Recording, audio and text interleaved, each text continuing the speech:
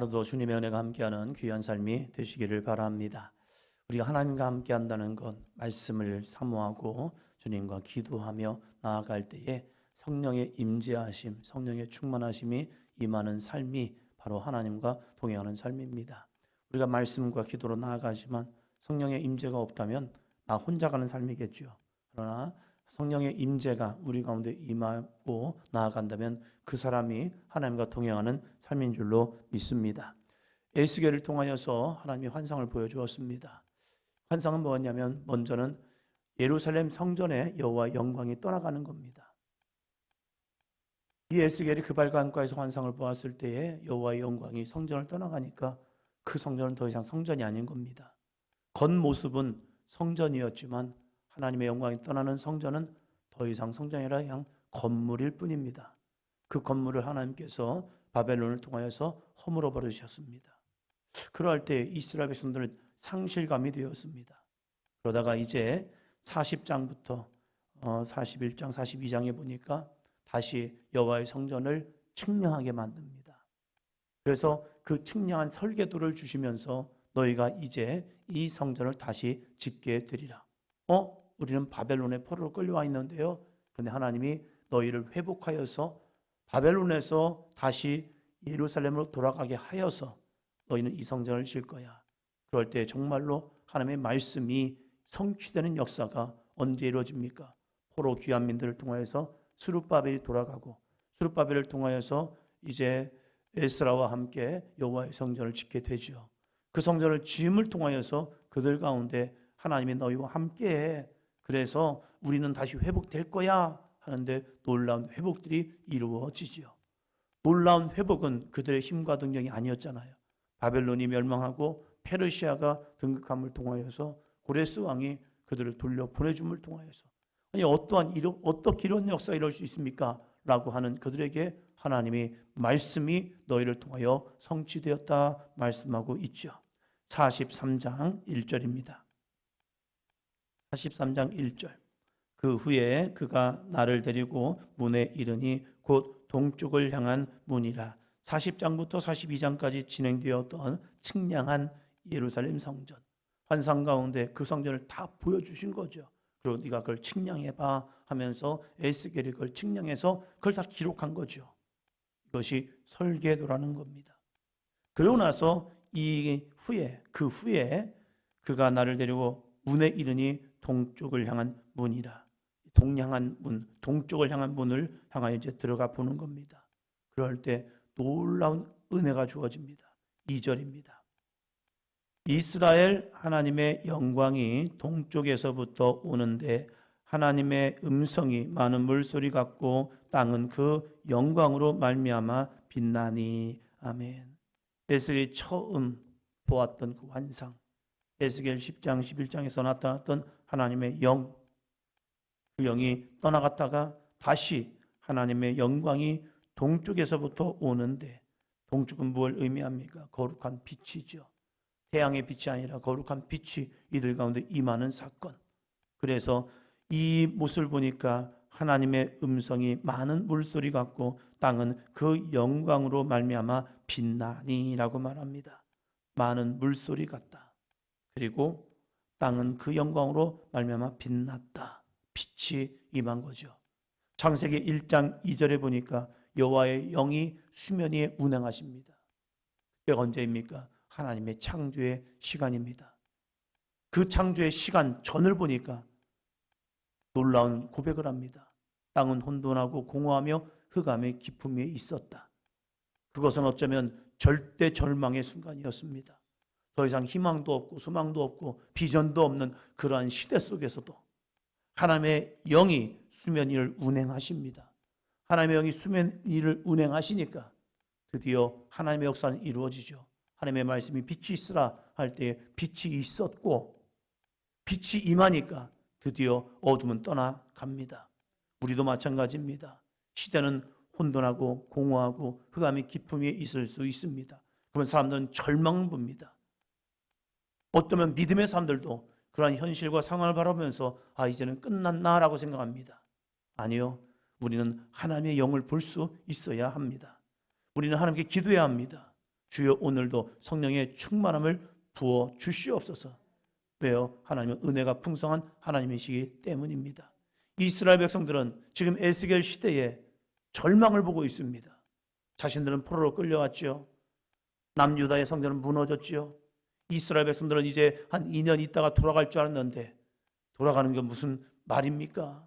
지금 한 19년의 시간을 지나오면서 이제는 조금씩 소망을 잃어갑니다. 언제 어떻게 이 나라가 일어날지, 우리 백성이 돌아갈지 모르겠네 하면서 절망하고 있는 그 시간에 다시 에스겔은 소망의 메시지를 선포하고 있는 겁니다. 여러분, 하나님의 영광이 떠나시다가 다시 우리 가운데 임하고 있습니다. 그렇다면 우리는 그 하나님을 붙들면 됩니다. 하나님의 영광이 우리 가운데 임하면 우리는 다시 일어날 수 있습니다. 교회는 이 희망을 전파해야 합니다. 한국 사회를 이끌었던 많은 사람들이 있죠.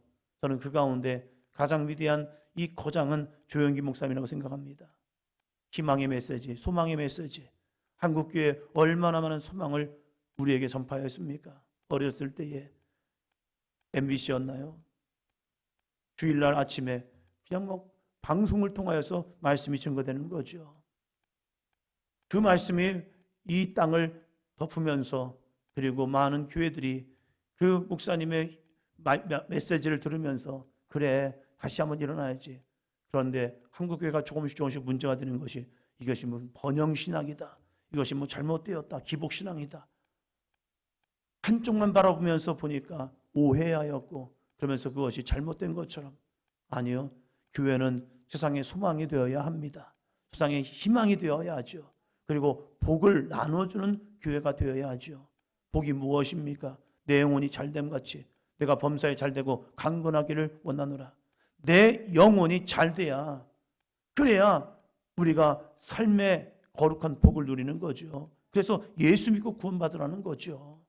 그것이 그분의 주된 메시지였죠. 오늘 이 시대에도 영혼이 잘 돼야 하잖아요. 지금 얼마나 우리 육신은 잘 되어 있습니까? 얼마나 우리는 놀라운 이 기적 속에 살아가고 있습니까? 그러나 영혼이 피폐해지니까요, 소망과 비전을 잃어버리잖아요. 젊은 세대가 삼포의 시대, 포기하는 시대가 되었잖아요. 그러나 이보다 더 어렵던 시대, 이 나라 민족 세계 열방 가운데서 가장 빈민국가였던 이 나라가 예수 그리스도를 믿고 그 믿음의 사람들이 뭘 외쳤습니까? 희망과 소망과 비전을 외쳤지요. 우리도 하나님이 함께하면 됩니다. 하나님의 영광이 임하면 됩니다. 하나님의 역사가 나타나면 우리도 세계 열방을 향하여 나눠주고 베풀어주는 데가 됩니다. 이 나라가 선교한 나라 됩시다. 사람들은 외쳤죠. 미쳤어. 야, 니네가 무슨 선교에 가진 게 뭐가 있는데, 무엇을 가지고 있는데, 무엇을 이루었는데,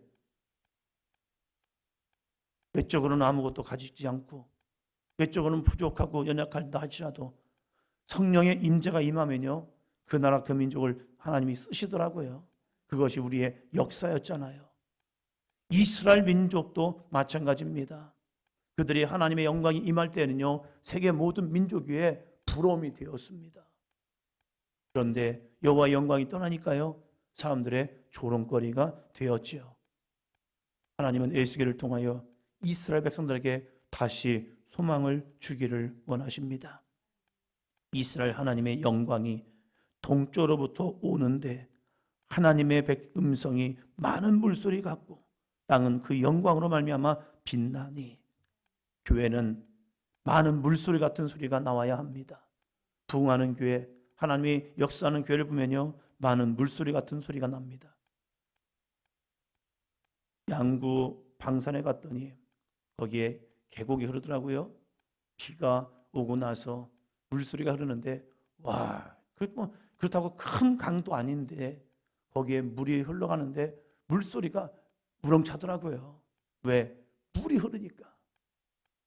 교회마다 부흥하는 교회의 특징들은 많은 물소리 같은 소리들. 그게 뭡니까? 기도의 음성들이죠. 낮이고 밤이고 어느 때든지 그 기도의 소리가 있는 교회들은 회복됩니다. 일어납니다. 우리 한국교회가 부흥할 수 있었던 이유, 이 한국 사회가 살아날 수 있었던 이유, 산이고 동네고 교회고 이 소리가 났잖아요. 저희 시골 교회, 자그마한 시골 동네예요. 120호가 되는 시골 동네. 그런 교회에서도요, 저 어렸을 때도 이 소리가 났습니다. 새벽 한 4시 한 50분 정도가 되면 그때 주여, 주여, 주여 이 소리가 저희 집까지 들려왔습니다. 새벽에 이 정신은 깨어있을 때가 있잖아요. 그러면 그때 들려오는 소리, 주여, 주여, 주여. 거기에 반응하는 게 있죠. 동네 개들. 지소됩니다. 집집마다. 그러니까 동네 사람들이 예수 믿지 않는 이 사람들이 뭐라고도 했어요. 아이, 새벽에 뭐 하는 거냐고 막. 그런데 그 기도가 마을을 깨우고 그 기도가 민족을 깨워냈었습니다. 그런데 어느 순간에 조금씩 그 소리가 작아지는 거죠. 기도하는 교인들이 부르짖어 기도하니까 그것이 많은 물소리같이 막 동네를 적셔가죠. 그럴 때 동네는 회복되었고 동네는 일어났습니다. 한국교회도 마찬가지입니다. 동네마다 종소리가 울렸었잖아요. 종소리가. 새벽종이 울리고 그리고 주일날 8시 반이 되면 아이들 오라고 종이 울렸고 또 10시 반이 되면 이제 어른들 교회 오라고 교회 종소리가 울렸어요. 그런데 사회가 뭐라고 말했습니까? 소음이래요. 종소리가 소음이랍니다. 그래서 교회마다 종 치지 마라. 어쩔 수 없죠. 안 쳤더니 사회는 주님께 오는 사람들이 적어졌습니다. 다시금 우리들의 이 많은 물소리 같은 하나님의 음성이 우리들의 입술을 통하여 선포되기를 주의 이름으로 축원합니다.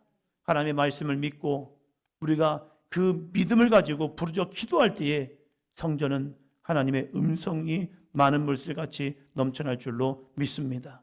그러할 때에 땅은 그 영광으로 말미암아 빛나니. 땅 아담아입니다. 아담아. 사람은 무엇입니까? 아담입니다. 땅과 사람은 하나입니다. 하나님께서 그래서 흙으로 사람을 지으셨죠. 땅이 그 영광으로 말미암아 빛났다. 다시 하나님의 영광이 임하면요, 우리 믿음의 사람들이 세상을 향하여 빛을 낼 줄로 믿습니다. 그래서 예수님께서도 너희는 세상의 빛이라고 말씀하고 있죠. 모세가 하나님의 영광 가운데 거하고 40일 동안 있다가 내려오니까 그의 얼굴에 광채가 났다는 거죠. 우리 믿음의 사람들에게 정말로 여호와의 영광으로 말미암아 빛이 날 수 있는 삶이 되기를 주의 이름으로 축원합니다. 출애굽기 40장 34절에 보니까 모세가 여호와의 성막을 짓고 여호와의 영광이 그 성막 가운데 임할 때 그곳은 거룩한 성소가 됩니다. 열왕기상 8장 10절에 보니까 솔로몬이 여호와의 성전을 짓고 나서 모든 것을 여호와의 말씀대로 다 이루고 나서 이제 봉헌식을 하는데 여호와의 구름이 성전에 가득합니다. 이것이 바로 가장 이상적인 하나님의 교회입니다. 교회는 다른 것으로 가득 차면 안 됩니다. 교회는 여호와의 영광, 여호와의 구름, 여호와의 임재로 가득 차야 합니다. 사도행전 2장 2절에 보니까 믿음의 사람들이 함께 모여서 기도할 때에 성령이 그들 가운데 임하시는 사건이 이루어지죠. 그곳이 거룩한 곳 아니었습니다. 마가의 다락방이었습니다. 그 마가의 다락방에도 여호와의 영광이 임하니까 그곳이 거룩한 성전이 되고 있습니다. 우리가 함께 이 새벽에 부르짖어 기도하고 간구함을 통해서 하나님의 영이, 하나님의 영광이, 여호와의 구름이, 성령의 임재함이 우리 가운데 충만히 임하기를 축원합니다. 그러할 때 이 땅은 회복의 징조가 보입니다. 교회마다 정말 부르짖는 믿음의 성도들이 차고 넘칠 때 이 땅은 다시금 하나님의 영광을 증거하고 세계 열방을 위하여 주의 복음을 증거할 수 있는 믿음의 삶이 될 줄로 믿습니다. 크고 작음이 아니더라고요. 마가의 다락방에서도 기도할 때 그곳이 세계 열방을 향한 복음의 전초기지가 되었다는 사실입니다. 크고 위대한 성전이 아니었습니다. 마가의 다락방이었습니다. 오늘도 우리 가운데 이 귀한 은혜가 있기를 축원합니다. 3절이요.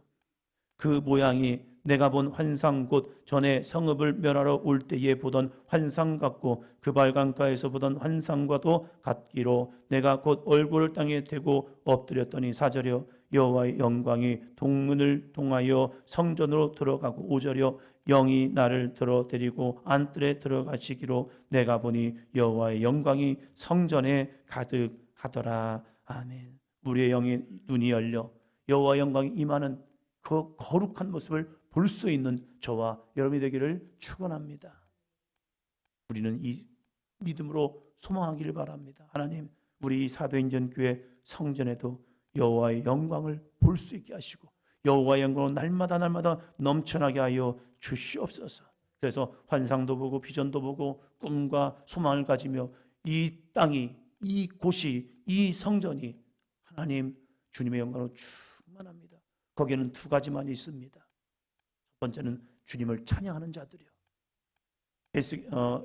이사야가 여호와의 임재 속에 볼 때 스랍들이 그 성전에서 여호와를 찬양합니다. 성전은 여호와를 찬양만 하면 됩니다. 두 번째, 하나님의 말씀이 임하더라고요. 영광을 찬양하는 그들을 통하여 하나님의 말씀이 그 사람 한 사람을 통하여 그 말씀을 주심을 통하여 그 말씀을 받고 세상 가운데 나아갈 때에 그들을 통하여 세상이 변화가 됩니다. 그걸 받기 위해서 뭘 합니까? 사도행전에 보니까 모인 사람들이 전혀 기도에 힘쓰더라. 기도에 힘쓰니까 여호와의 영광이 임하였고 여호와의 영광이 임하니까 여호와를 찬양하고 그리고 그 찬양하는 자들을 통하여 하나님의 말씀이 임하는 사건, 이 귀한 은혜가 사도행전의 역사가 사도행전 교회를 통하여 이루어질 줄로 믿습니다. 기도합니다.